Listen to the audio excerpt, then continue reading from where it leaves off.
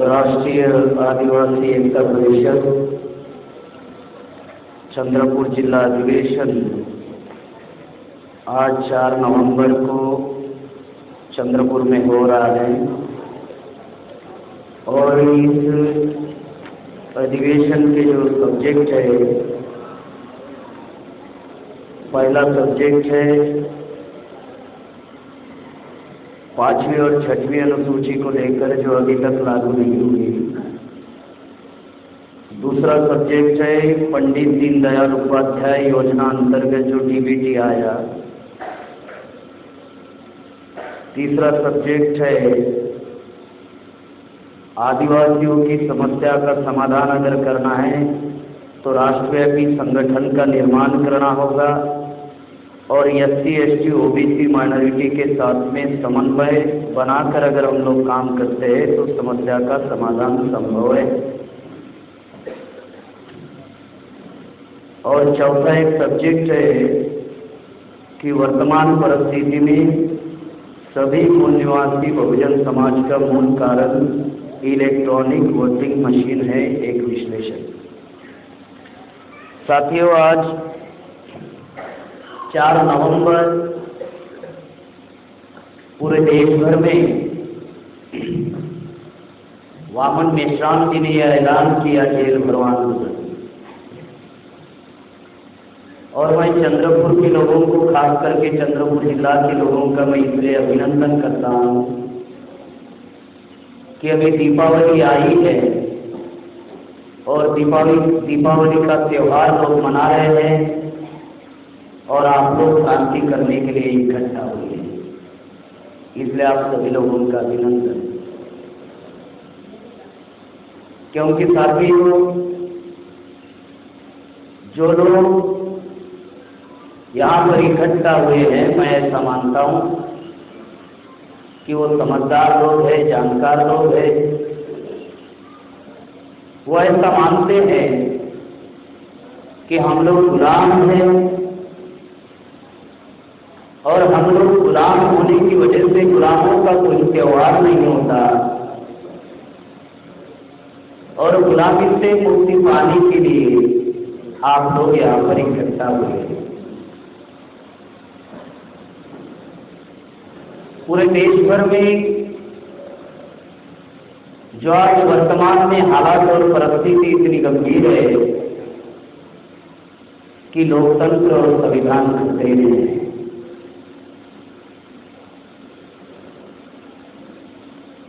लोकतंत्र भारत में अभी लोकतंत्र नहीं है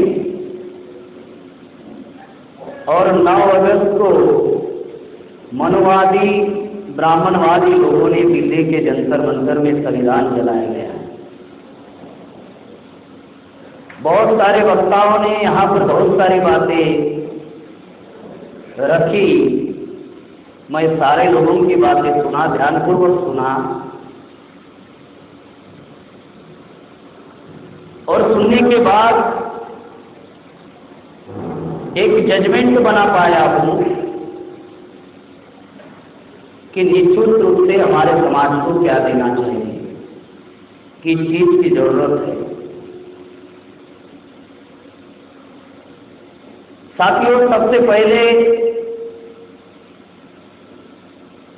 जो जेल भरो आंदोलन पूरे देश भर में हम लोगों ने ऐलान किया, इसके बारे में आप लोगों को बताना चाहता हूँ। उसके बाद में जिस पर्पज के लिए, जिस ऑब्जेक्टिव के लिए कार्यक्रम रखा गया, उसके बारे में आप लोगों को विस्तार से जानकारी दूंगा। साथियों, पिछले 40 साल से हम लोग समाज में काम कर रहे हैं, समाज को जगाने का काम कर रहे हैं। पिछले 40 साल से खास करके वामन मेश्राम साहब, जो वर्तमान में वामसेप के राष्ट्रीय अध्यक्ष है, भारत मुक्ति मोर्चा के राष्ट्रीय अध्यक्ष है और बहुजन क्रांति मोर्चा के राष्ट्रीय संयोजक है। पिछले 40 साल से काम कर रहा है। मेरा परिचय यहाँ पर आए हुए सभी लोगों को हो सकता है कुछ नए लोग हैं जो मुझे पहली बार देख रहे होंगे, सुन रहे होंगे। मैं इसी जिला का हूँ, चंद्रपुर जिला का, लेकिन पिछले 12 साल से मैं इस आंदोलन में लगा हूँ। पहले कम्युनिस्ट आंदोलन में काम करता था, फिर जब बामसेप का परिचय हुआ और बामसेप की विचारधारा को जब समझने का प्रयास किया, उसके बाद में मैं करीबन अभी 11-12 साल हो रहे मैं इस आंदोलन में वामन मेश्राम जी के साथ मिलकर काम कर रहा हूँ। जब मैं वामन मेश्राम जी के साथ में पिछले 11-12 साल से काम कर रहा हूँ तो मेरे ही समाज के लोग मेरे विरोध में भी बोलते हैं, मेरे विरोध में भी लिखते हैं सोशल मीडिया में। मुझे पता ही नहीं चला कि मैं भी इतना बड़ा आदमी बन गया कि लोग मेरे ऊपर भी लिख रहे हैं, मुझे कभी पता नहीं चला। मेरे ही समाज के लोग, समाज के भी लोग और उसमें जाति के भी लोग,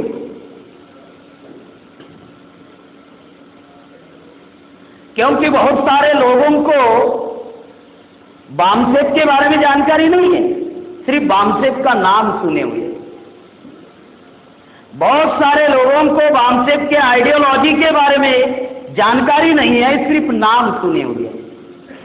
बहुत सारे लोगों को बामसेप के बारे में ये जानकारी है कि बामसेप शेड्यूल कास्ट लोगों का संगठन है, ये एक जाति का संगठन है, ये नीले लोगों का संगठन है, ये नीले झंडे वालों का संगठन है। बस जानकारी खत्म। क्योंकि मेरा 12 साल से जो अनुभव रहा, महाराष्ट्र का ऐसा कोई जिला नहीं जहां पे मेरा प्रोग्राम ना हुआ। करीबन इस 11-12 साल के इतिहास में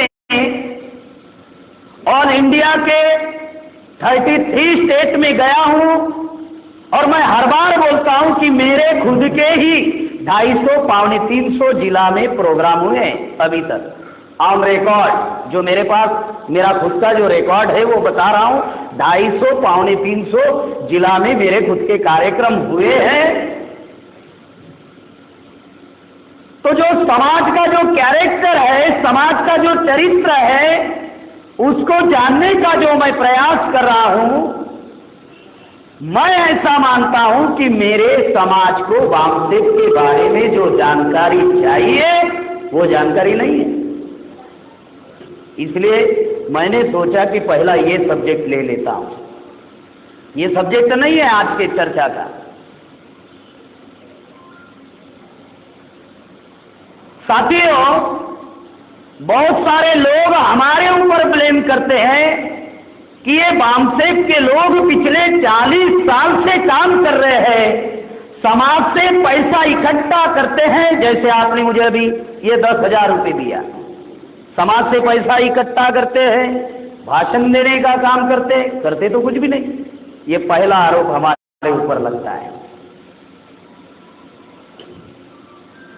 साथियों, मैं आप लोगों को बामसेप की बड़ी हिस्ट्री नहीं बताऊंगा, मैं शॉर्ट में आप लोगों को समझाना चाहता हूं कि पिछले 40 साल से जो हम लोग काम कर रहे हैं और समाज के लोग हम लोगों को सवाल पूछते हैं कि आप लोग क्या कर रहे हो। साथियों, बामसेप बनने के पहले, ये बामसेप संगठन बनने के पहले मान्यवर काशीराम जी, जो पंजाब के शेड्यूल कास्ट थे, एक महाराष्ट्र के शेड्यूल कास्ट थे डीके खापर्डे साहब, एक राजस्थान के शेड्यूल कास्ट थे दीना भाना जी, तीनों अलग अलग राज्य के थे। शेड्यूल कास्ट थे, अलग अलग जाति के थे। डीके खापर्डे साहब ये मार जाति के थे, दीना भाना जी ये भंगी जाति के थे, और काशीराम जी वामपंथी थे, पंजाब के शेड्यूल कास्ट थे।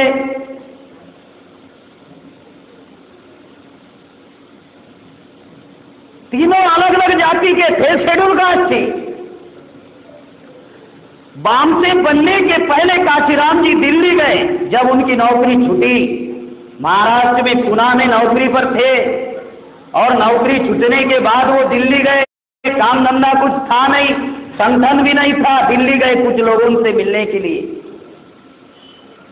तो जब मिलने के लिए गए तो कुछ अधिकारियों को मिले, शेड्यूल ट्राइब के अधिकारियों को मिले, शेड्यूल कास्ट के अधिकारियों को मिले, ओबीसी के अधिकारियों को मिले, मुसलमानों के अधिकारियों को मिले, अधिकारियों को मिले।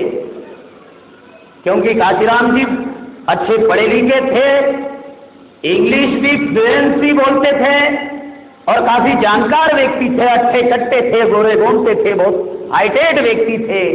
डर नाम की कोई चीज उनके अंदर नहीं थी। भीड़ने का मामला है, भीड़ जाते थे। दिल्ली चले गए। एक प्लानिंग कमीशन के अधिकारी को मान्यवर काशीराम जी मिले और काशीराम जी ने उस अधिकारी को सवाल पूछा कि आप क्या करते हो? तो उन्होंने बताया कि मैं प्लानिंग कमीशन में क्लास 1 अधिकारी हूं। तो काशीराम जी ने दूसरा सवाल पूछा कि आप प्लानिंग कमीशन में अगर क्लास 1 अधिकारी हो तो करते क्या हो? तो उस अधिकारी ने बताया कि हम लोग देश का प्लान बनाते हैं। जब जैसे ही उस अधिकारी ने कहा कि हम देश का प्लान बनाते हैं, वैसे ही काशीराम जी ने सवाल पूछा, कभी आपने समाज का प्लान बनाया है?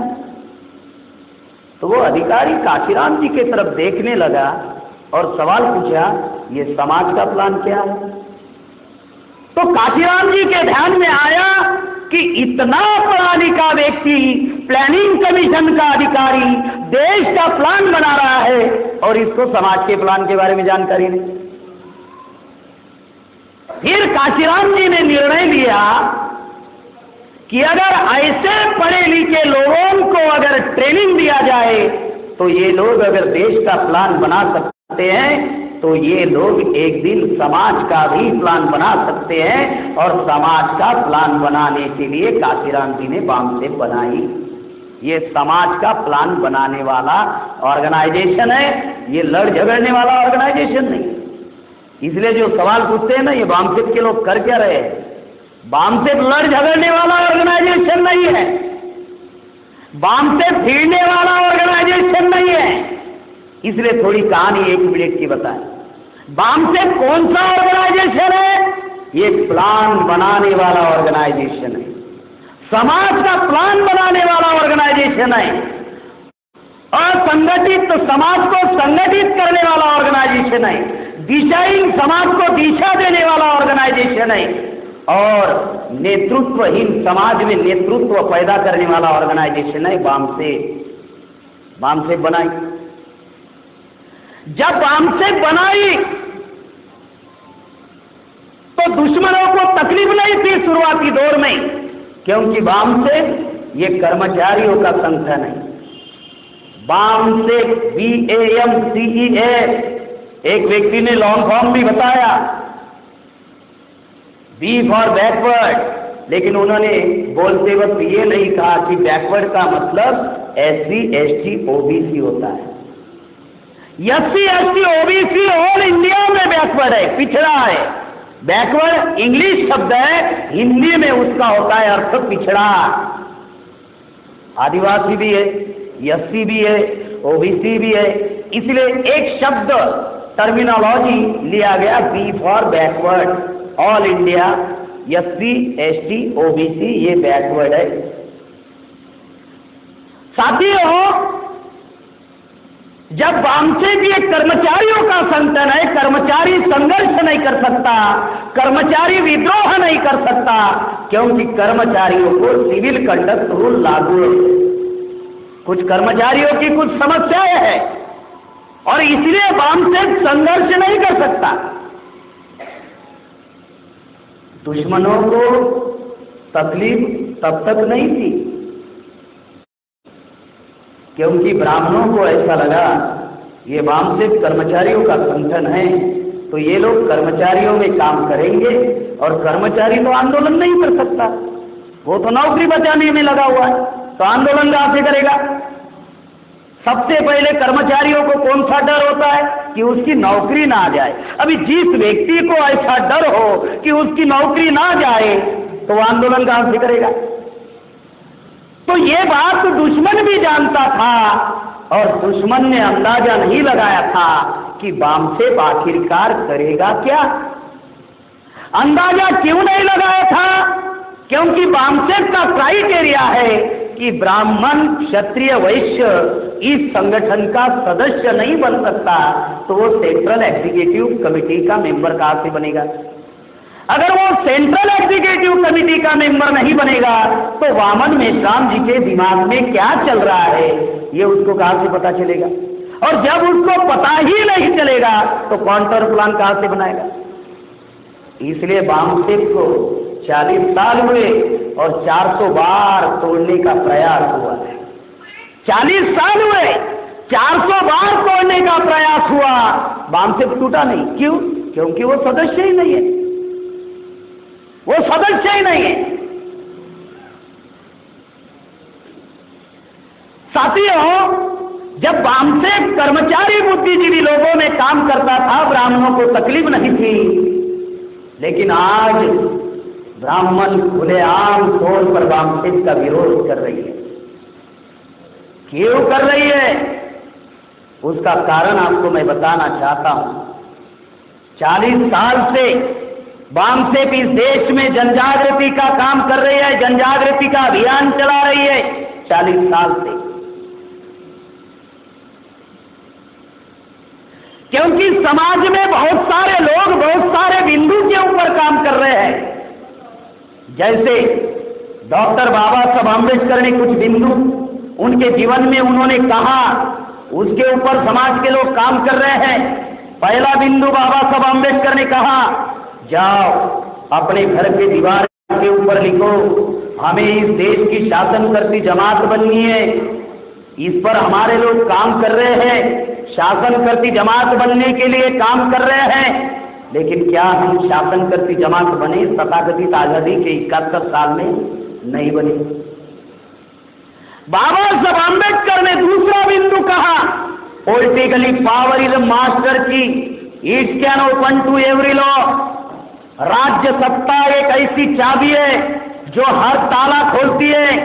71 साल हो गए, ना वो ताले का पता ना चाबी का पता किधर है भाई, अभी तक कोई पता नहीं, उसकी समीक्षा नहीं, काम ही चल रहा है। Politically power is the master key, it can open to every law. तीसरा बिंदु बाबा साहब आंबेडकर ने कहा, तीसरा और 56वें आखिरी बिंदु, कि मुझे भारत बौद्धमय बनाना है। इस पर भी काम चल रहा है, 71 साल हो गए, लेकिन भारत बौद्धमय क्यों नहीं बना? समीक्षा नहीं। लेकिन बाबा साहब आंबेडकर ने एक महत्वपूर्ण बात कही, जिसके ऊपर समाज का कोई संगठन या कोई व्यक्ति काम करते हुए दिखाई नहीं दे रहा है। सिर्फ वामसेप 40 साल पर उसी पर अमल कर रहा है। और वो क्या बिंदु था? तो 1916 में बाबा साहब आंबेडकर सार्वजनिक जीवन में आए, और 1927 में बाबा साहब आंबेडकर ने सबसे पहले एजिटेशन का प्लान बनाया महार तालाब पर। और बाबा साहब आंबेडकर ने उस महार तालाब के आंदोलन में एक बात कही और लिखकर भी रखी, पत्थर पर बाबा साहब आंबेडकर ने लिख कर रखी। और वो बात थी कि जागृति का अग्नि अखंड जलाए रखो। जागृति का अग्नि, यानी मराठी में कहते हैं जागृति का दीवा अखंड तेवत सेवा। इस पर कोई काम नहीं कर रही। क्यों नहीं कर रहे? क्योंकि जागृति का अग्नि अखंड जलाए रखने के लिए पैसा चाहिए। 50 के पहले नहीं था, 50 से संविधान लागू हुआ, थोड़ा बहुत मिला, हजम नहीं हो रहा है, तो पैसा कहां से लगाएंगे? अभी हजम नहीं हो रहा है, पहले नहीं था, अचानक मिल गया। जागृति का अग्नि अखंड जलाए रखो, समय लगता है। ये समय जो मिला है ना, ये भी समय समाज के नाम पर मिला है। जो बुद्धि मिली है ना, ये भी बुद्धि समाज के नाम पर मिली है। नौकरी भी मिली है, समाज के नाम पर सत्यानाश हमारा हुआ था। रूट कॉज क्या है? बीमारी का रूट कॉज, सत्यानाश का रूट कॉज क्या है? 26 जनवरी 1950 के पहले नौकरी नहीं थी, नौकरी मिली। शिक्षा नहीं थी, शिक्षा मिली। रोजगार नहीं था, रोजगार मिला। संपत्ति रखने का अधिकार नहीं था, संपत्ति मिली। शस्त्र रखने का अधिकार नहीं था, शस्त्र मिला। अभी बाहर यहाँ पे कुछ PSI, PI या पुलिस कांस्टेबल घूम रहे होंगे, कुछ एक दो के कमर में बंदूक होगी, आप जाकर उनको पूछो, SC ST OBC के लोग होंगे क्या 26 जनवरी 1950 के पहले कमर में बंदूक लगाने का अधिकार था क्या किसी को? था? कमर में बंदूक आ गई। जो आदिवासी जंगलों में था, बंगलों में आ गया। जो मरे हुए जानवर का मांस खाता था, मान सम्मान स्वाभिमान आ गया। जिनको रोड पर चलने का अधिकार नहीं था, लाल बत्ती के गाड़ी में घूम रहे। जिनको झाड़ू मारने के लिए नौकर तक नहीं रखा करते थे हम लोगों को 50 के पहले। झाड़ू मारने के लिए जिस समाज को नौकर तक नहीं रखा करते थे, उस समाज में विधायक और सांसद पैदा हुए। ये चमत्कार नहीं है, ये परिवर्तन नहीं है। यानी जो बातें आप लोगों को बताई जा रही है, इतनी गंभीर बातें हैं कि ये सारा मिला संविधान की वजह से। और संविधान में अधिकार किसी व्यक्ति के नाम पर लिखा हुआ नहीं है, सोसाइटी के नाम पर है। संविधान में अधिकार अगर ये सारा संविधान की वजह से मिला, तो संविधान में, मैं वकील नहीं हूं, लेकिन संविधान में अगर यहां पे कोई वकील भी होगा तो उसे मुझे हाथ ऊपर करके बताना चाहिए कि नहीं, ये व्यक्ति के नाम पर ये फला फला अधिकार लिखा हुआ है, सोसाइटी के नाम पर है। 15/4, 16/4 समाज के नाम पर है। नौकरी का अधिकार, आर्टिकल 21, 335 शिक्षा का अधिकार सोसाइटी के नाम पर है। आर्टिकल 330, 332 प्रधान से लेकर, यानी सरपंच से लेकर प्रधानमंत्री बनने का अधिकार समाज के नाम पर लिखा हुआ है। आर्टिकल 340 OBC के लिए रिजर्वेशन, 341 शेड्यूल कास्ट के लिए रिजर्वेशन, 342 आदिवासियों के लिए रिजर्वेशन, व्यक्ति के नाम पर तो है ही नहीं। इसलिए मैं कह रहा हूं, सत्यानाश कहां पे हुआ? मिला समाज के नाम पर, लगाया परिवार के लिए। कहां पे सत्यानाश हुआ? मिला समाज के नाम पर, लगाया परिवार के लिए। समय मिला समाज के नाम पर, लगाया परिवार के लिए। बुद्धि मिली समाज के नाम पर, लगाया परिवार के लिए। पैसा मिला समाज के नाम पर, लगाया परिवार के लिए। जब परिवार के लिए लगाया, मिला समाज के नाम पर, समाज को पेबैक किया ही नहीं, तो सत्यानाश तो तय है। तो साथियों, जागृति का अग्नि अखंड जलाए रखो। इसके लिए समय लगता है, बुद्धि लगता है, पैसा लगता है, और वो हमारे पास है नहीं। वाम से पिछले 40 साल से जागृति का अग्नि अखंड जलाए रखो। इस पर वाम से पिछले 40 साल से काम कर रहा है, और वामसेप ने इस देश पर 3 बातों के ऊपर, 3 बिंदु के ऊपर वामसेप ने काम किया। पहला बिंदु था कैडर बेस्ड ऑर्गेनाइजेशन। देश भर में हम लोगों ने कैडर तैयार किए। 550 जिला में, 5550 तहसील में कैडराइज ऑर्गेनाइजेशन हम लोगों ने खड़ा किया। दूसरा, ब्रॉड बेस्ड ऑर्गेनाइजेशन के ऊपर हम लोगों ने काम शुरू किया। दूसरा बिंदु, कैडर बेस्ड ऑर्गेनाइजेशन के ऊपर काम किया, ब्राह्मणों को तकलीफ नहीं थी। ब्रॉड बेस्ड ऑर्गेनाइजेशन के ऊपर काम किया, फिर भी ब्राह्मणों को तकलीफ नहीं थी। ब्रॉड बेस्ड ऑर्गेनाइजेशन का मतलब क्या है? समस्या चंद्रपुर जिला की नहीं है, समस्या पूरे भारत की है। तो आपकी सोच क्या होनी चाहिए? आपका संगठन जिला व्यापी नहीं, राज्य व्यापी नहीं, तो सबसे पहले आपका संगठन देशव्यापी होना चाहिए। और जब तक देशव्यापी नहीं होता, तब तक बनाने के लिए काम करना चाहिए।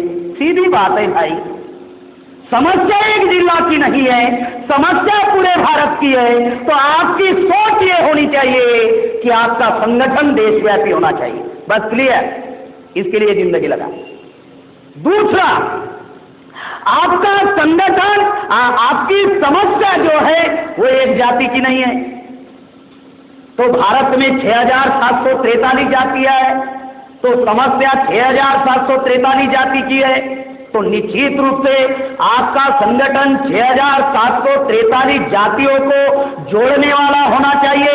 अगर समस्या सभी जातियों की है, आदिवासियों में 850 जाति है, शेड्यूल कास्ट में 1750 जाति है, ओबीसी में करीबन 3,743 जाति है, मंडल आयोग का रिपोर्ट है, जैनों में 237 जाति है, और जो एससी एसटी ओबीसी से जिन्होंने धर्म परिवर्तन किया और सिख ईसाई बुद्धिस्ट मुसलमान बन गए, उनमें कुछ जातियां चली गई।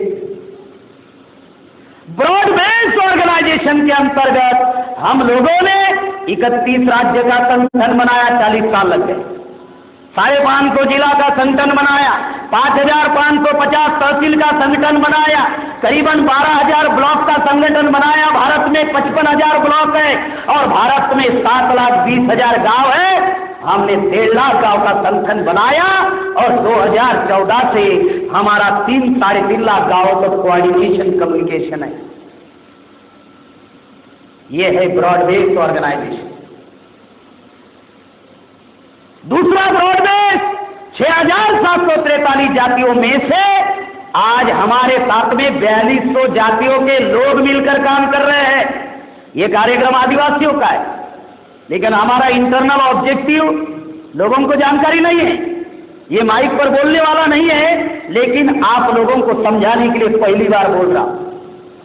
यह कार्यक्रम आदिवासी का है, लेकिन हमारा कैलकुलेशन होता है 60% आदिवासी, 40% एससी ओबीसी माइनॉरिटी के लोग कार्यक्रम में आने चाहिए। ये हमारा इंटरनल ऑब्जेक्टिव है। 60% आदिवासी और 40% एससी ओबीसी माइनॉरिटी के लोग आने चाहिए। इसलिए तो हमने दूसरा सब्जेक्ट लगाया कि एससी ओबीसी के साथ में कोऑर्डिनेशन कर हम लोगों को हमारी समस्याओं का समाधान करना होगा।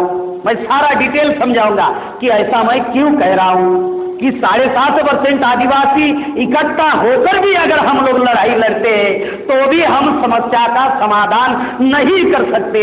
ऐसा क्यों कह रहा हूं, उसके 2-4 उदाहरण दूंगा तो आप लोगों को समझ में आएगा बात सही है। मैं देश भर में उदाहरण दे रहा हूं। ये ब्रॉड बेस्ड ऑर्गेनाइजेशन है। जब हम लोगों ने कैडर बेस्ड ऑर्गेनाइजेशन के ऊपर काम किया, ब्रॉड बेस्ड ऑर्गेनाइजेशन के ऊपर काम किया 40 साल से, नहीं तो आज की परिस्थिति, समाज का चरित्र जानते हो आप लोग। आज अगर साक्षात भगवान भी आए और वो जनता को कहे कि मैं भगवान हूं, तो लोग पैर से जूता निकालेंगे और 10 मारेंगे, साला बहरूपी है, भगवान बता रहा है। समझ में आ रहा है चरित्र। अगर हमारे पास अगर संगठन नहीं होता तो प्रेम कुमार गेड़ाम और वामन मेश्राम जेल में चले गए तो बाहर कौन निकलता भाई। समाज का चरित्र है कि भगवान भी अगर आ जाए तो लोग कहते साला बहरूपी है, 10 जूते मारो। अगर हमारे पास संगठन नहीं होता तो डॉक्टर साहब हम बाहर होते क्या। सिंपल सा गणित है। हमारे पास अगर संगठन ही नहीं, कैडराइज ऑर्गेनाइजेशन अगर नहीं होता, सिर्फ संगठन अगर होता और वो क्राउड बेस्ड होता, तो क्राउड बेस्ड ऑर्गेनाइजेशन क्या करता है, पुलिस ने जैसा ही डंडा उठाया क्राउड भागना शुरू कर देता है। कैडर बेस्ड क्या होता है, विपरीत परिस्थिति में सही निर्णय लेता है। वो भागता नहीं है, भीड़ता है। भिड़ने के लिए लाठी उठाने की जरूरत नहीं, भिड़ने के लिए हथियार उठाने की जरूरत नहीं। तो बाबा साहब आंबेडकर भिड़ने के लिए कलम दिए, कलम का इस्तेमाल करो। साथियों, जब कैडर बेस्ड और ब्रॉड बेस्ड ऑर्गेनाइजेशन के ऊपर हम लोगों ने काम किया, ब्राह्मण को तभी भी तकलीफ नहीं थी। ब्राह्मण को तकलीफ तब होना शुरू हुई जब वामसे भी देश में मास बेस्ड ऑर्गेनाइजेशन के ऊपर जब वामसेप ने काम करना शुरू किया, अब वामसेप कर्मचारी बुद्धिजीवी लोगों में ही काम नहीं करेगा, तो अब वामसेप जनता का संगठन खड़ा करने जा रहा है। और इसलिए वामसेप ने पूरे देश भर में हम लोगों ने 61 ऑफशूट ऑर्गेनाइजेशन हम लोगों ने बनाए जनता का संगठन खड़ा करने के लिए। हम लोगों ने 61 ऑफशूट ऑर्गेनाइजेशन बनाए जनता का संगठन खड़ा करने के लिए। अब वामसेप नहीं है तो वामसेप अब मास ऑर्गेनाइजेशन में कन्वर्ट हो रहा है। मास ऑर्गेनाइजेशन में कन्वर्ट होने का मतलब आप जानते हो, वामसेप अब 6 लाख गांव का संगठन बनने जा रहा है। अब ब्राह्मणों को तकलीफ हो रही है और ब्राह्मण अब चिल्ला रहे हैं, हमारा विरोध कर रहे हैं। और जनता का संगठन खड़ा करने के लिए हम लोगों ने इस देश में परिवर्तन यात्रा निकाली। बहुजन क्रांति मोर्चा के द्वारा जनता का संगठन खड़ा करने के लिए परिवर्तन यात्रा निकाली। हमारे पास परिवर्तन यात्रा का कोई अनुभव नहीं था। अनुभव तो अडवाणी के पास था, जिसने रथ यात्रा निकाली और 65,000 SC ST OBC के बच्चे मर गए। हमारे पास अनुभव नहीं था। हमने अनुभव लेने के लिए महाराष्ट्र में, इसी महाराष्ट्र में 42 दिन की परिवर्तन यात्रा निकाली। और उस परिवर्तन यात्रा में हम लोगों ने अनुभव लिया कि पॉलिटिकली क्या प्रेशराइज होता है, एडमिनिस्ट्रेशन क्या काम करता है, पुलिस प्रशासन क्या काम करता है, कलेक्ट्री विभाग क्या काम करता है। ये सारा हम लोगों ने महाराष्ट्र में अनुभव लिया। और अनुभव लेने के बाद वामन मेश्राम जी ने देशव्यापी परिवर्तन यात्रा का ऐलान किया और मेरी जिम्मेदारी गुजरात में लगाई। मेरी जिम्मेदारी गुजरात में लगाई। गुजरात में 33 जिला है और 35 दिन की परिवर्तन यात्रा थी। 18 सितंबर को परिवर्तन यात्रा गुजरात में कच्छ जिला है नखत्राना से शुरू हुई और 22 अक्टूबर को अहमदाबाद के रिवर फ्रंट में परिवर्तन यात्रा का समापन होने जा रहा था।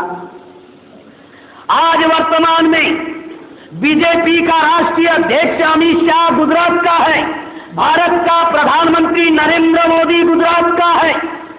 बीजेपी सरकार ने निर्णय लिया कि अगर राष्ट्रीय अध्यक्ष गुजरात का है बीजेपी का और देश का प्रधानमंत्री नरेंद्र मोदी अगर गुजरात का है और दोनों भी गुजरात में रहते हुए बहुजन क्रांति मोर्चा की अगर परिवर्तन यात्रा सफल हो गई तो 2019 का मामला इधर उधर हो जाएगा। इसीलिए बीजेपी ने हमारी परमिशन रद्द कर दी 18 तारीख को। जब 18 तारीख को हमारी परमिशन रद्द कर दी तो वामन मेश्राम जी ने बीजेपी सरकार को आधा घंटे का समय दिया कि आधा घंटे में आप सोच लो क्या करना है। तो पुलिस प्रशासन का जो DIG था, DIG ने वामन मेश्राम जी को टेलीफोन करके सवाल पूछा, आधे घंटे बाद क्या करूं? तो मेश्राम जी ने कहा, आधे घंटे बाद क्या करना ये हम तय करेंगे। आपको आधे घंटे का समय दिया है, अब आपके पास समय है, आप तय कर लो।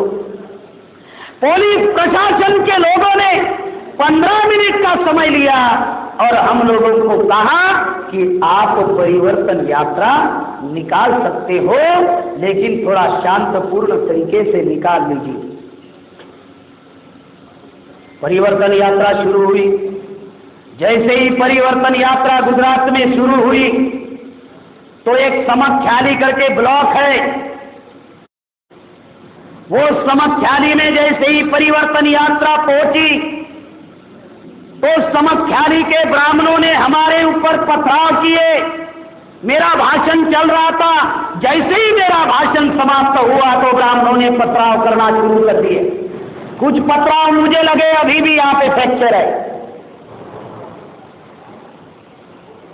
जैसे ही 50-60 ब्राह्मण जब पथराव करने के लिए आए, मैं आप लोगों को एक बात बताना चाहता हूं, आज भी वो वीडियो सोशल मीडिया पर पड़ा हुआ है। अगर वो 50-60 ब्राह्मणों का अगर सबसे पहले अगर किसी ने प्रतिरोध किया है तो हमारी महिलाओं ने किया, और कार्यक्रम की सभी महिलाएं ब्राह्मणों के ऊपर टूट पड़ी। उसमें 2 ब्राह्मण हमारे महिलाओं के हाथ में आए और ऐसी उनकी हजामती की महिलाओं ने, ऐसी हजामती की कि मुझे ऐसा लगता है कि वो 2 ब्राह्मण बच गए, लेकिन उन्होंने निर्णय लिया होगा कि जिंदगी में कभी पथराव करने के लिए नहीं जाएंगे, इतना उनको मिल गया। वहां से परिवर्तन यात्रा हमारी निकली, और जब पाटन नाम का जिला है गुजरात का, पाटन में जब परिवर्तन यात्रा पहुंची तो ब्राह्मणों ने प्लान बनाया कि अगर आदमी अगर अटैक करता है तो ये पिटाई करते हैं। तो ब्राह्मणों ने प्लान बनाया और ब्राह्मणों ने अपने बीवियों को पाटन में सामने किया। मेरा कार्यक्रम चल रहा है, पाटन में सामने किया, और 10-12 जो महिलाएं थी जैसे ही उनको सामने किया तो पुलिस प्रशासन को ये जानकारी जब मिली, पुलिस वालों ने उनको पकड़ा और जेल के अंदर डाल दिया। फिर हमारी परिवर्तन यात्रा सीधपुर नाम के पाटन जिला के एरिया में गई। सीधपुर में 80% ब्राह्मण है, सिर्फ 20% SC, ST, OBC और माइनॉरिटी के लोग हैं। वहां पे 80% ब्राह्मणों ने निर्णय लिया कि ये परिवर्तन यात्रा हम आगे नहीं जाने देंगे। ये खबर जब पुलिस प्रशासन को मिली, पुलिस प्रशासन के लोगों ने 250 पुलिस, 55 कमांडो और एक मैजिस्ट्रेट और कमांडो तभी बुलाया जाता है जब गोलीबार का आदेश देना होता है। ये भी बात आप लोग ध्यान रखिए। हाईवे पर हमारी परिवर्तन यात्रा को रोकी और हम लोगों को कहा कि आपको आगे नहीं जा सकते, आगे क्रिटिकल परिस्थिति है, हम आपको दूसरे एरिया से निकालते हैं। हम लोगों ने रास्ता निकाला और वो IPS अधिकारी को हमने कहा कि हमें सीधपुर के बाबा साहब आम्बेडकर पुतले की प्रतिमा को फूलमाला अर्पण करनी है, और फूलमाला अर्पण करने के लिए भारत की किसी बात के परमिशन की जरूरत नहीं है।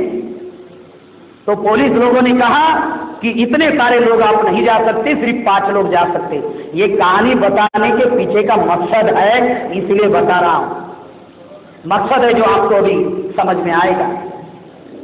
5 लोग हम लोग वो बाबा साहब आम्बेडकर के पुतले को फूलमाला अर्पण करने के लिए गए। जैसे ही 5 लोग गए तो 250-300 ब्राह्मणों ने पुतले को पूरा घेर लिया और उन्होंने हमारे विरोध में नारा देना शुरू किया। बाबा साहब आम्बेडकर के विरोध में नारा देना शुरू किया।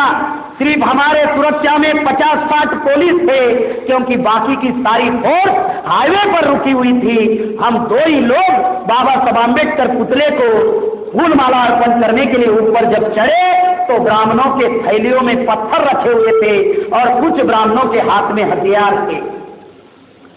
शायद वो जो मंजर मैंने देखा तो मैंने देखकर ऐसा सोचा था कि मेरे जिंदगी का ये शायद आखिरी कार्यक्रम हो सकता है। IPS अधिकारी डर गई। जिस गाड़ी में हम लोगों को लेकर आए थे वो गाड़ी आगे निकल गई, आखिरी एक ही गाड़ी बच गई थी। मुझे 2-4 पुलिस ने पकड़कर और हमारे BVF जो बामसेफ वॉलंटरी फोर्स के जो हमारे जवान हैं, उन जवानों ने मुझे पकड़ा और पुलिस के गाड़ी में बिठाया और मुझे गनमैन के सुरक्षा में हाईवे पर पहुंचाया गया।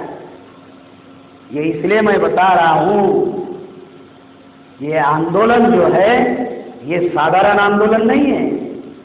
ये आंडू पांडू गहरा गहरा बंदूक गहरा का काम नहीं है। ये भाषण देने का काम नहीं है। संगठन चलाना अलग बात है, आंदोलन चलाना अलग बात है। समाज में तो लाखों संगठन पड़े हुए हैं, हर दिन एक संगठन समाज में निर्माण हो रहा है। 7,20,000 गांव है और हर गांव में एक संगठन है, लाखों संगठन है। लेकिन लाखों संगठनों का नाम मालूम है क्या आप लोगों को? लाखों संगठन है समाज में, हर दिन निर्माण हो रहे संगठन। संगठन चलाना अलग बात है, आंदोलन चलाना अलग बात है। जैसे ही वहां से परिवर्तन यात्रा सूरत की ओर निकली तो सूरत में हम लोगों को डिटेन किया गया। डिटेन का मतलब हमें पुलिस की गाड़ी में डाला गया और पुलिस स्टेशन लेकर चले गए। फिर गांधीनगर आई परिवर्तन यात्रा। फिर गांधीनगर में फिर से हमको जेल में डाला गया। 2 बार जेल गया। पहली बार गया अनुभव नहीं था, दूसरी बार गया और अनुभव आ गया, और आखिरी बार 22 तारीख को हमारा उस रैली का समापन हो रहा था।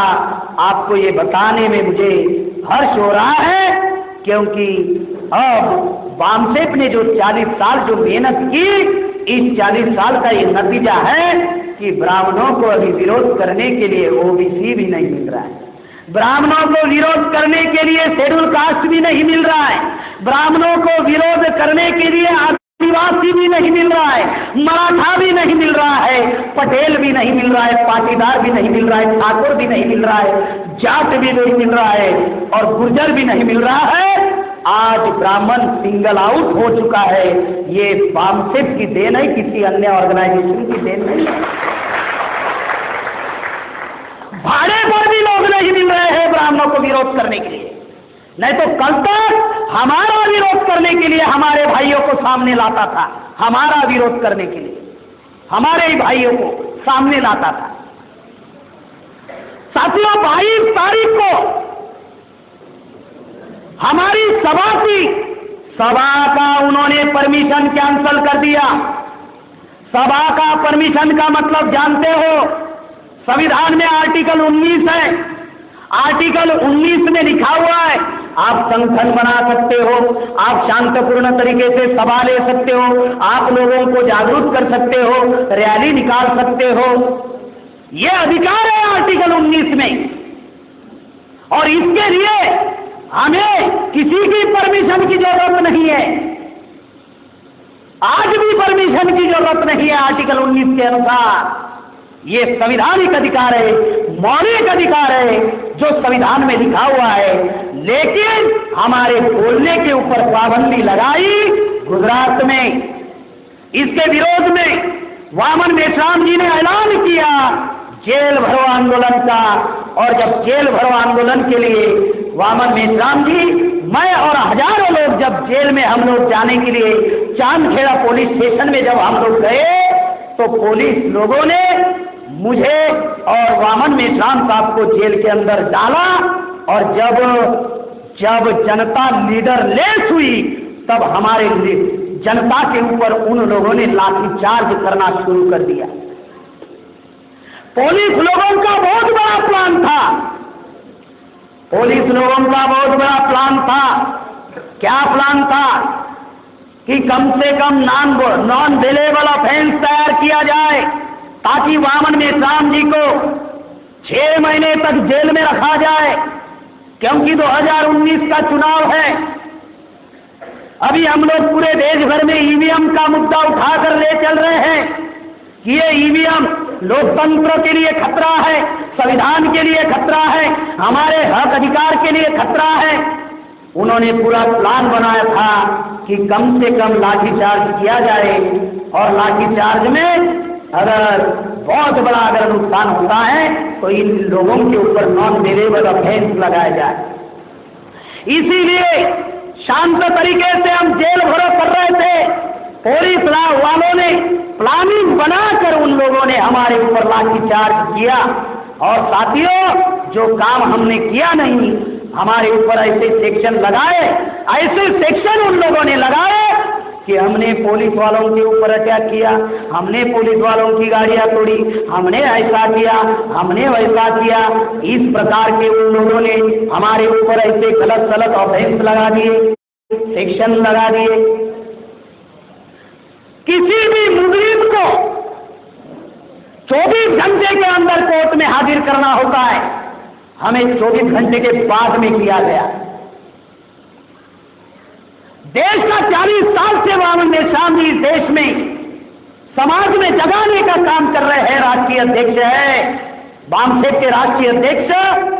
उस व्यक्ति को ऐसे कस्टडी में रखा गया जहां पे नॉर्मल मुजरिम को रखा जाता है।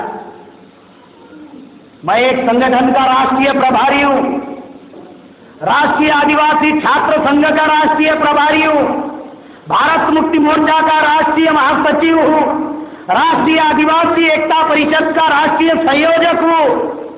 मेरे साथ भी उस प्रकार का व्यवहार किया गया जैसे नॉर्मल मुस्लिम के साथ करते हैं। और अहमदाबाद की जो गई गुजरी कस्टडी थी, ऐसे कस्टडी में हम लोगों को रखा गया और 24 घंटे के बाद में हम लोगों को कोर्ट में प्रेजेंट किया गया। साथियों, इसके विरोध में वामन मेश्राम जी ने 3 चरणों का जेल भरो आंदोलन शुरू किया और उसका पहला चरण आज है। आज की तारीख है 4 नवंबर। ये हमारा 550 जिला का जेल भरो आंदोलन है। अभी ये कार्यक्रम खत्म होने के बाद जेल भरो आंदोलन शुरू होगा और शांतपूर्ण तरीके से सभी लोगों को जेल में जाकर हम लोगों को डिटेन करना है और शांतपूर्ण तरीके से हम लोगों को अपने नाम जो है पुलिस स्टेशन में दर्ज करना है, ताकि आने वाली पीढ़ी में जब इतिहास जब आने वाली पीढ़ी में लिखा जाएगा तो कम से कम उस इतिहास में हम लोगों का भी नाम होना चाहिए, ताकि हमारे आने वाले जो बच्चे हैं वो पढ़ने चाहिए कि संविधान को बचाने के लिए मेरे दादा परदादा बाप जादों ने जेल भरो आंदोलन किया। ये आज का पहला चरण है, जेल भरो आंदोलन। दूसरा चरण है 18 नवंबर का, वो तहसील लेवल का जेल भरो आंदोलन है। तीसरा चरण है ब्लॉक लेवल का और कम से कम 55,000 ब्लॉकों को हम लोग जेल भरो आंदोलन शुरू करने वाले। साथियों, आज जेल भरो आंदोलन है और इस मौके पर चंद्रपुर जिला का ये राष्ट्रीय आदिवासी एकता परिषद का राष्ट्रीय जिला अधिवेशन है। इस अधिवेशन में जो पहला सब्जेक्ट लगाया गया 5वीं और 6वीं अनुसूची, मैं ये सब्जेक्ट बताने के पहले आप लोगों को संविधान का निर्माण कैसे हुआ इसके बारे में आप लोगों को थोड़ी जानकारी देना चाहता हूँ। साथियों, 2 सितंबर 1946 को जब इंटरिम गवर्नमेंट बनी, बगैर चुनाव का प्रधानमंत्री इस देश में पंडित जवाहरलाल नेहरू बना। उसके बाद में संविधान सभा का चुनाव हुआ और संविधान सभा के चुनाव में कांग्रेस ने आदिवासी को टिकट नहीं दी, कांग्रेस ने ओबीसी को भी टिकट नहीं दी, कांग्रेस ने मुसलमानों को भी टिकट नहीं दी। संविधान सभा का चुनाव, संविधान सभा का चुनाव और कांग्रेस ने आदिवासी को टिकट नहीं दी। ये जो जयपाल सिंह मुंडा है, जो झारखंड के थे, ये नॉमिनेट किए हुए व्यक्ति है। गांधी जी ने एक भी आदिवासी को टिकट नहीं दी। संविधान सभा का चुनाव, जब एक भी आदिवासी को टिकट नहीं दी तो संविधान में अधिकार कैसे मिले? पहला सवाल।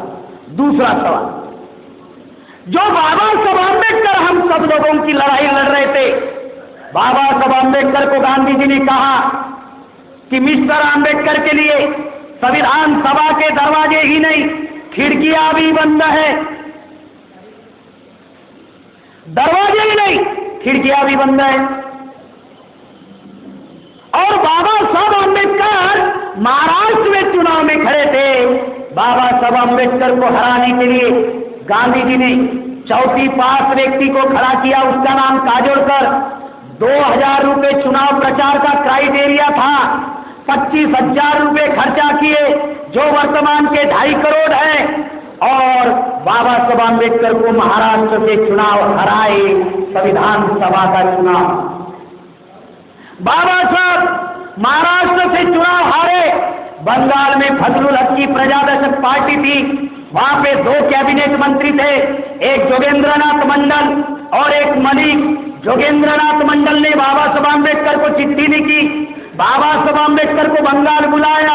बाबा साहब अम्बेडकर 4 जिला से चुनाव जीत कर गए, खुलनार, जसोर, फरीदपुर, बोरीसा।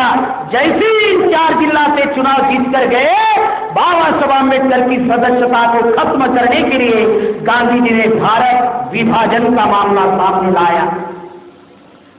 भारत विभाजन का मामला बाबा साहब अम्बेडकर की सदस्यता को खत्म करने के लिए लाया। भारत विभाजन हुआ, क्राइटेरिया था कि जिस क्षेत्र में 51% हिंदू होंगे वो एरिया भारत में रहेगा। जिस एरिया से बाबा साहब अम्बेडकर चुनाव जीत कर गए वहां पे कम से कम 71% हिंदू थे। वो एरिया भारत में रहने चाहिए था, लेकिन बाबा साहब अम्बेडकर की सदस्यता को खत्म करने के लिए वो 4 जिले पाकिस्तान को दे दिए। बाबा साहब अम्बेडकर की सदस्यता पाकिस्तान में चली गई। बाबा साहब अम्बेडकर शरीर से भारत में थे। गांधी जी ने बाबा साहब अम्बेडकर को कहा, मिस्टर अम्बेडकर, अगर आपको संविधान लिखना है तो आप पाकिस्तान का संविधान लिखिए, क्योंकि सदस्यता पाकिस्तान में और शरीर भारत में। बाबा साहब अम्बेडकर ने ऐलान किया, मैं ऐसे किसी भी संविधान को मान्यता नहीं दूंगा जो हमें संवैधानिक सुरक्षा नहीं देगा। ऐसा जब ऐलान बाबा साहब अम्बेडकर ने किया, तब जाके बाबा साहब अम्बेडकर को ड्राफ्टिंग कमेटी का चेयरमैन बनाया गया। जैसे ही बाबा साहब अम्बेडकर ड्राफ्टिंग कमेटी का चेयरमैन बने, ड्राफ्टिंग कमेटी में 7 लोग थे, 2 मर गए, 5 लोग रहे, 2 लोग विदेश चले गए, 3 लोग रहे, 1 बीमार रहता था इसलिए संविधान सभा में नहीं आता था, 2 लोग रह गए, 1 दिल्ली से दूर रहता था इसलिए संविधान सभा में नहीं आता था। अकेले बाबा साहब अम्बेडकर रहे और अकेले बाबा साहब अम्बेडकर ने 2 साल 11 महीने 18 दिन में संविधान का निर्माण किया। और बाबा साहब अम्बेडकर ने संविधान में टोटल आर्टिकल 395 लिखे। टोटल आर्टिकल 395 में से 65 आर्टिकल्स बाबा साहब अम्बेडकर ने SC, ST, OBC और माइनॉरिटी के हित में लिखे। हम लोगों को 15(4), 16(4) में नौकरी का अधिकार, आर्टिकल 21, 335 में शिक्षा का अधिकार, आर्टिकल 275 में आदिवासियों के लिए स्पेशल बजट, आर्टिकल 330, 332 में प्रधान से यानी सरपंच से लेकर प्रधानमंत्री बनने का अधिकार, 340, 341, 342 OBC, SC, ST के लिए रिजर्वेशन।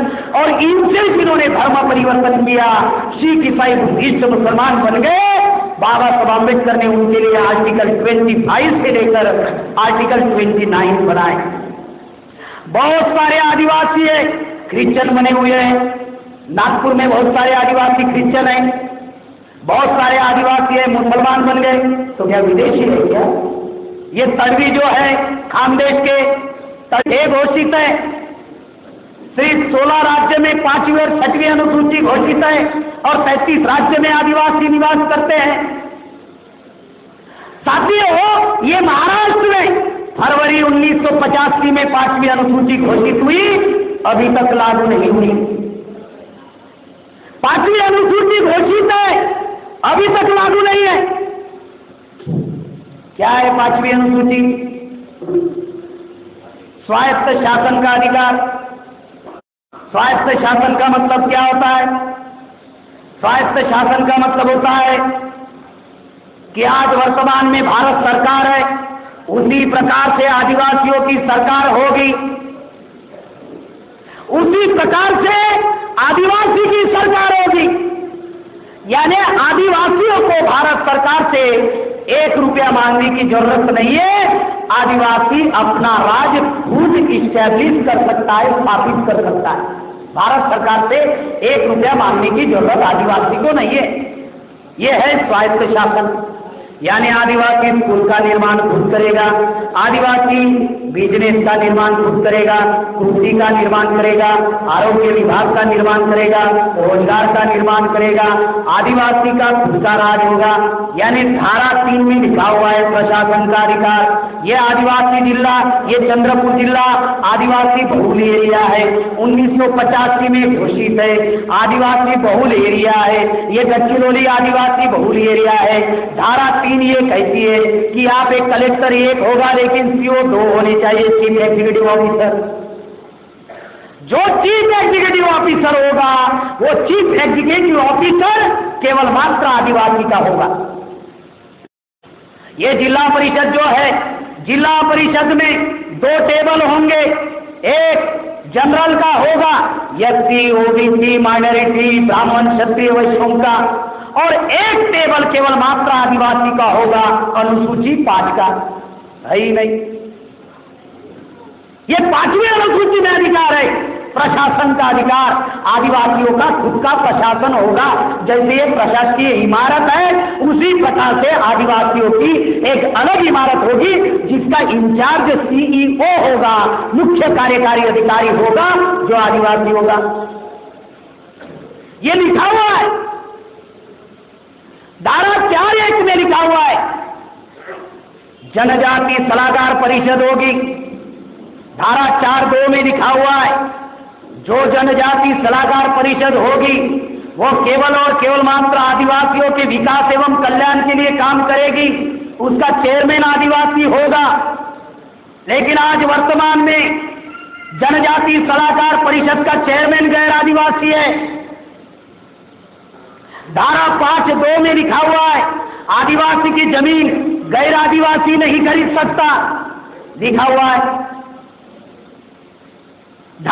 अनुसूची 5 में यह भी लिखा हुआ है अगर किसी क्षेत्र के आदिवासी अगर गरीब है, शोषित है, पीड़ित है, दुखी है, अगर उनकी संस्कृति खतरे में है तो उस राज्य की सरकार की यह जिम्मेदारी होगी कि उस आदिवासियों को प्रोटेक्शन दे, सुरक्षा प्रदान करे।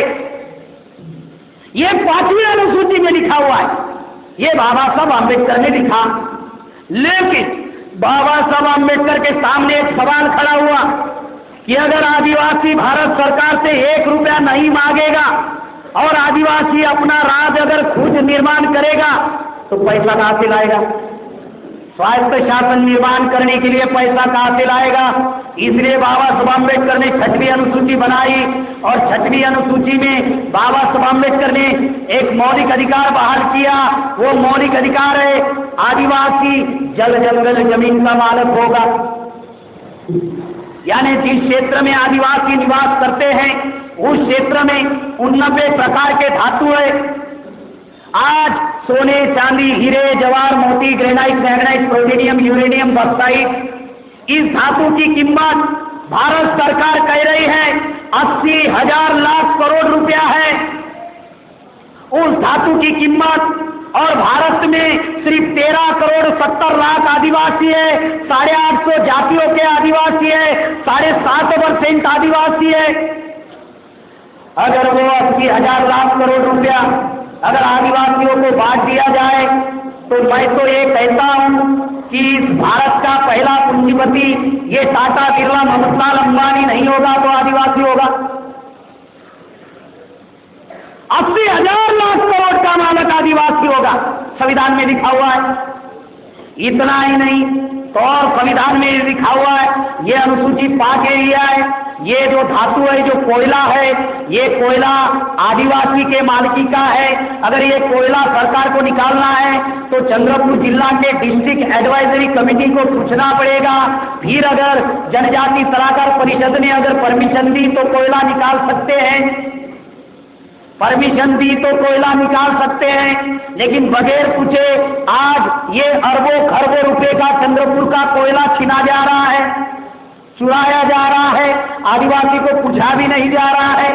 जल जंगल जमीन का मालिक आदिवासी है, संविधान कह रहा है।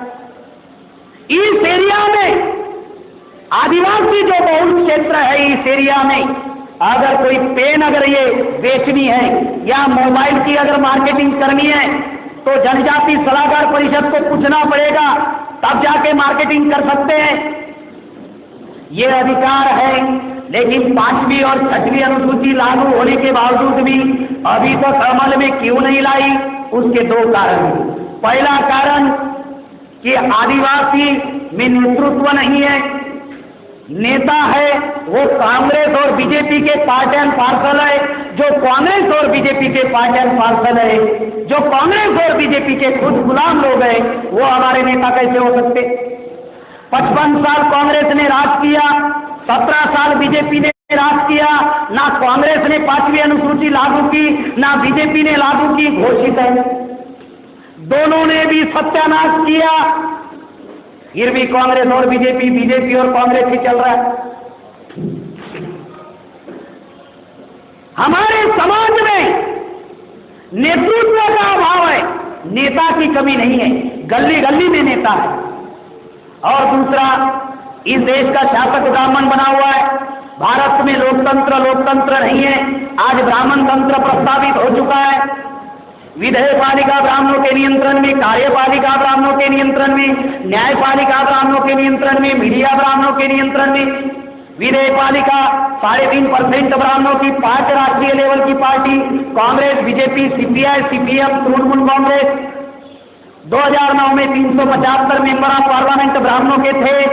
आज 2014 में 411 मेंबर ऑफ पार्लियामेंट ब्राह्मणों के हैं। विधेयपालिका ब्राह्मणों के नियंत्रण में 55 साल कांग्रेस ने राज किया, 17 साल बीजेपी ने राज किया।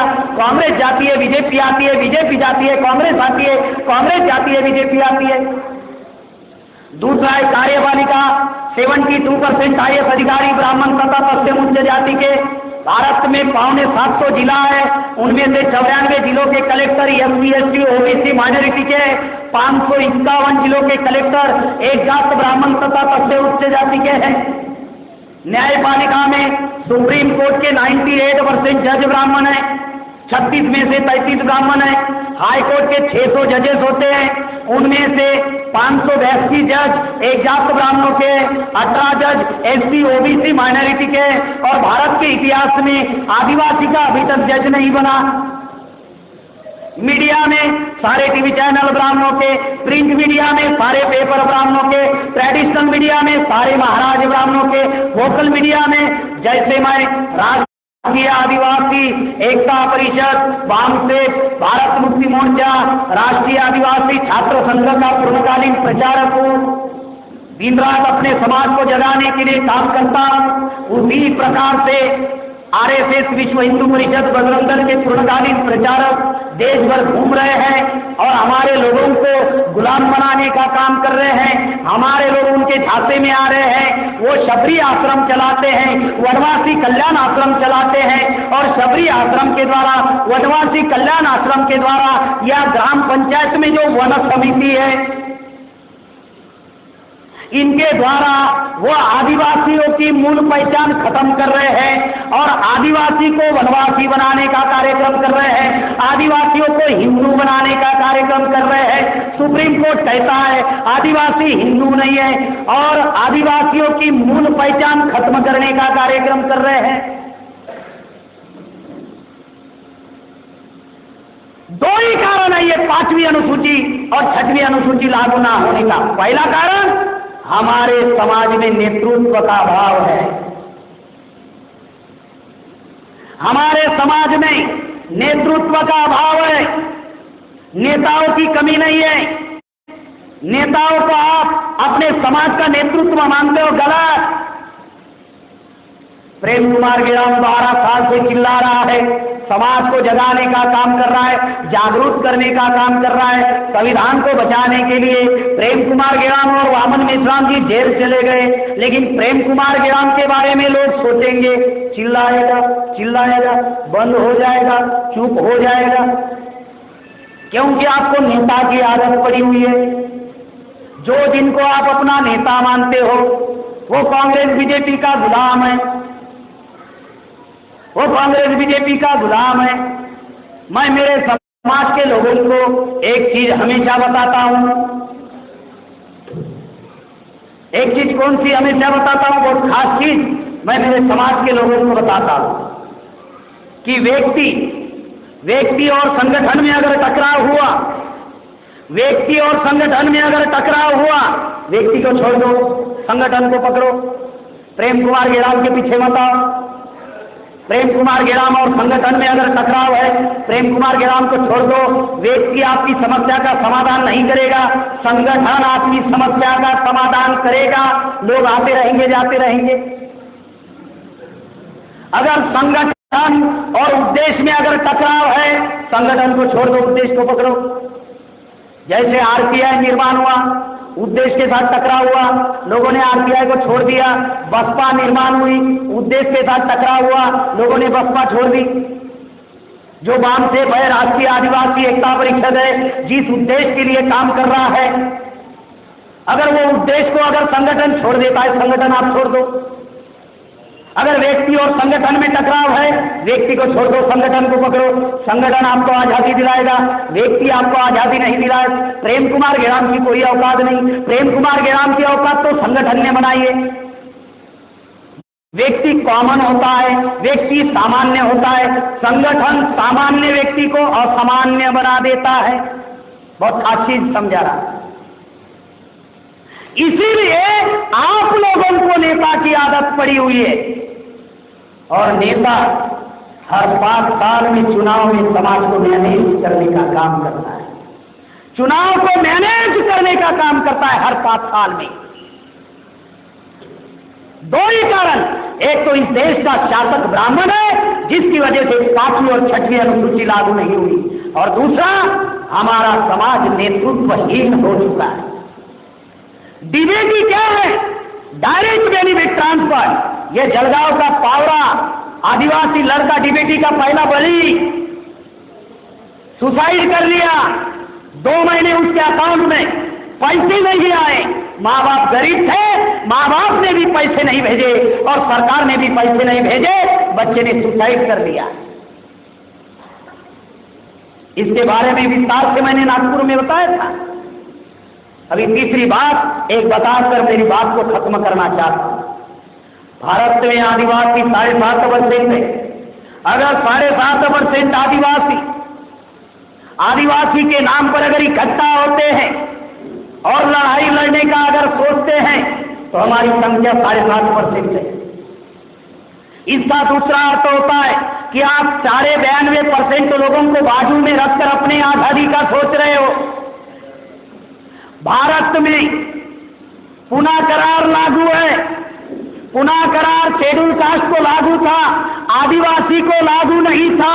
आदिवासी को गांधी जी ने पुनः करार पार्टी लेवल पर लागू किया। जैसे शेड्यूल कास्ट में दलाल और भड़वे पैदा हुए, उसी प्रकार से आदिवासी में भी दलाल और भड़वे पैदा हुए। भारत में सेपरेट इलेक्टोरेट नहीं है, भारत में ज्वाइंट इलेक्टोरेट है। अगर आपको चुनकर भी आना है तो शेड्यूल कास्ट का वोट चाहिए, ओबीसी का वोट चाहिए, मुसलमानों का वोट चाहिए। भारत में सेपरेट इलेक्टोरेट नहीं है, भारत में ज्वाइंट इलेक्टोरेट है। बाबा साहब आम्बेडकर सेपरेट इलेक्टोरेट चाहते थे। सेपरेट इलेक्टोरेट का मतलब होता है आदिवासी कैंडिडेट होगा, आदिवासी वोटर होगा, ये बाबा साहब चाहते थे। लेकिन गांधी जी ने क्या किया? 21 दिन का आमरण उपोषण किया और गांधी जी ने कहा आदिवासी कैंडिडेट होगा, लेकिन ब्राह्मणों को भी वोट देने का अधिकार होगा, क्षत्रियों को भी वोट देने का अधिकार होगा, वैश्यों को भी वोट देने का अधिकार होगा। मामला समझ में आ रहा है? जो ज्यादा बदमाश होता है ब्राह्मण, क्षत्रिय, वैश्य, उसके समर्थन में खड़े हो जाते हैं। आदिवासी की रिजर्व सीट होती है, 10 कैंडिडेट खड़े होते हैं, आदिवासी का वोट डिवाइड हो जाता है। फिर एससी, ओबीसी, माइनॉरिटी जिसके समर्थन में खड़े होते हैं वो कैंडिडेट चुनकर आता है। आदिवासी एससी, एसटी, ओबीसी को जगाने का काम नहीं किया, इनको जोड़ने का काम नहीं किया, इनके साथ में कोऑर्डिनेशन बनाने का काम नहीं किया।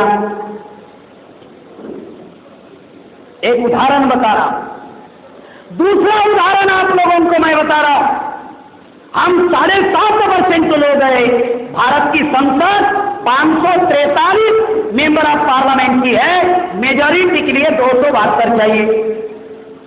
मेजॉरिटी के लिए 272 चाहिए। आपके सिर्फ 47 चुनकर जाते हैं। अगर पूरे भारत से 47 सांसद आदिवासी के चुनकर जाने के बावजूद भी आप सरकार नहीं बना सकते, तो मुझे एक हैरानी होती है। फिर आदिवासी आदिवासी आदिवासी ही करके हम लोग रहेंगे तो क्या होगा? क्या होगा जानते हो? हमारे सिर्फ 47 मेंबर ऑफ पार्लियामेंट चुनकर जाएंगे, हम सरकार नहीं बना सकते। दूसरी खास बात, महत्वपूर्ण बात आप लोगों को बता रहा हूं। हमारी संख्या 7.5% है। 7.5% होने की वजह से क्या हो रहा है कि हम लोग अल्पसंख्यक हो रहे, इस वजह से आदिवासियों की नक्सलाइज करके पिटाई हो रही है, जैसे मुसलमानों की आतंकवाद के नाम पर पिटाई हो रही है। मैं उदाहरण के लिए एक बात आपको बताना चाहता हूँ। अभी सरदार वल्लभ भाई पटेल का पुतला गुजरात में बना। सरदार जो सरोवर है, सरोवर के सामने स्टेच्यू ऑफ यूनिटी का नाम देकर जो पुतला बनाया, 72 गांव उसमें उजाड़े गए। अभी उसमें आदिवासी की भी जमीन गई, कुछ ओबीसी की भी जमीन गई, कुछ शेड्यूल कास्ट के लोगों की भी जमीन गई। तीसरी बात, जो नेशनल कॉरिडोर आ रहा है, नेशनल कॉरिडोर में आदिवासी की भी जमीन जा रही, एससी की भी जमीन जा रही, ओबीसी की भी जमीन जा रही है। बेरोजगारी ये समस्या है, बेरोजगारी आदिवासी में भी है, बेरोजगारी एससी में भी है, बेरोजगारी ओबीसी में भी है, बेरोजगारी मुसलमानों में भी है। चलो दूसरी बात, अगर आरक्षण सब खत्म हो रहा है, आरक्षण खत्म हो रहा है और एससी का बचा हुआ है, ओबीसी का बचा हुआ है, मुसलमानों का बचा हुआ है, अगर नौकरी खत्म हो रही है तो आदिवासी की खत्म हो रही और एससी की बची हुई है, ओबीसी की बची हुई है, मुसलमानों की बची हुई है, ऐसा कोई है? नौकरियां सबकी खत्म हो रही है, आरक्षण सबका खत्म हो रहा है, रोजगार सबका खत्म हो रहा है। अगर नेशनल कॉरिडोर में आदिवासी की जमीन आ रही है, आदिवासी की भी जा रही है, ओबीसी की है तो ओबीसी।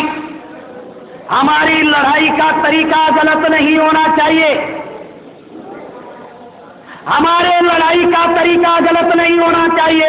अगर हम सही दिशा में अगर लड़ाई लड़ते हैं तो साथियों, आज हम लोग आजाद हो सकते हैं।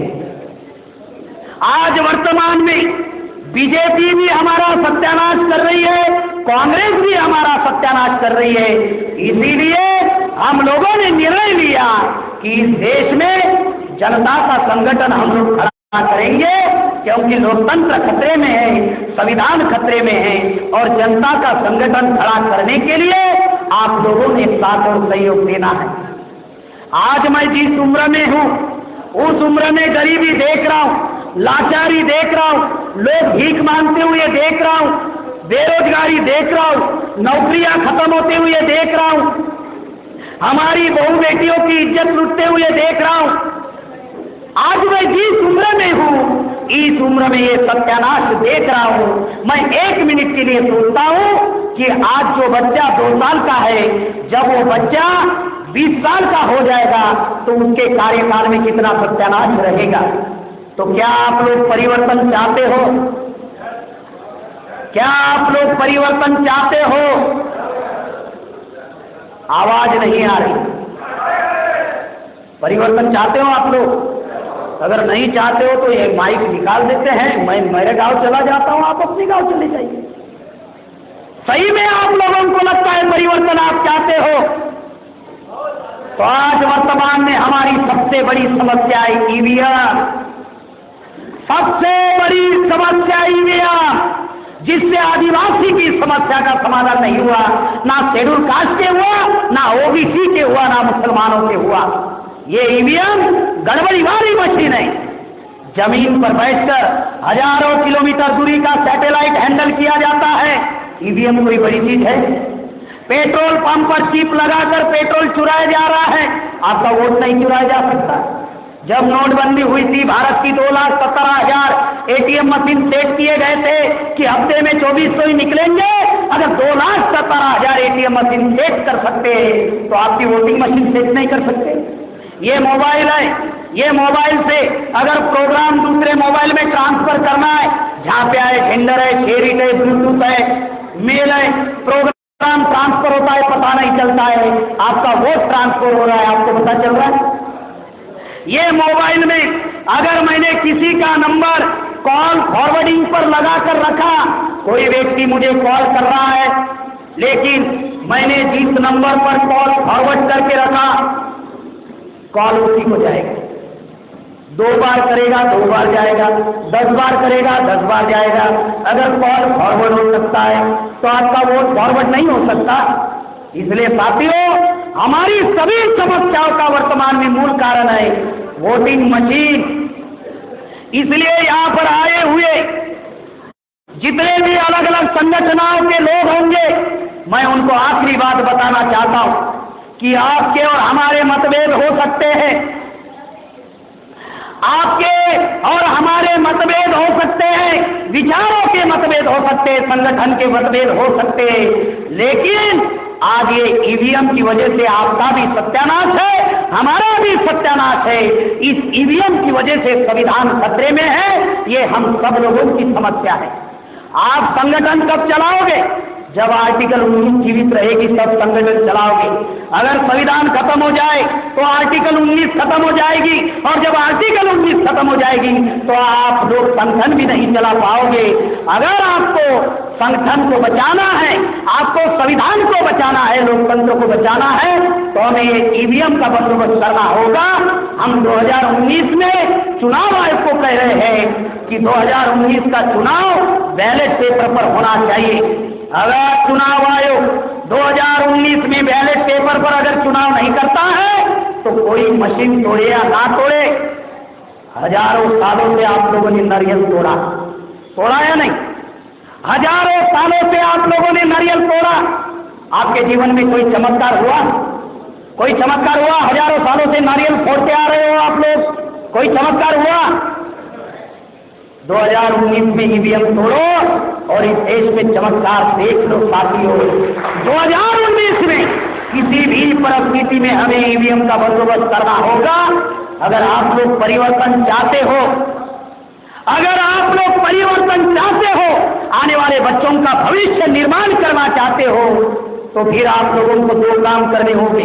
पहला काम, 24 घंटे में से 22 घंटे अपने निजी जीवन के लिए लगाओ, 2 घंटे सिर्फ इस काम के लिए लगाओ, लोगों को जगाने के लिए। ये पहला काम।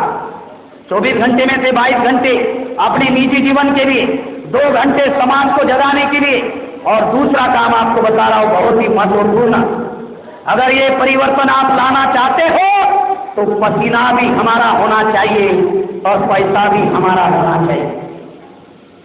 अगर आप कांग्रेस बीजेपी से पैसे लेते हैं तो उनकी बोली बोलनी पड़ेगी। अगर आप सरकार से पैसे लेते हैं तो उनकी बोली बोलनी पड़ेगी।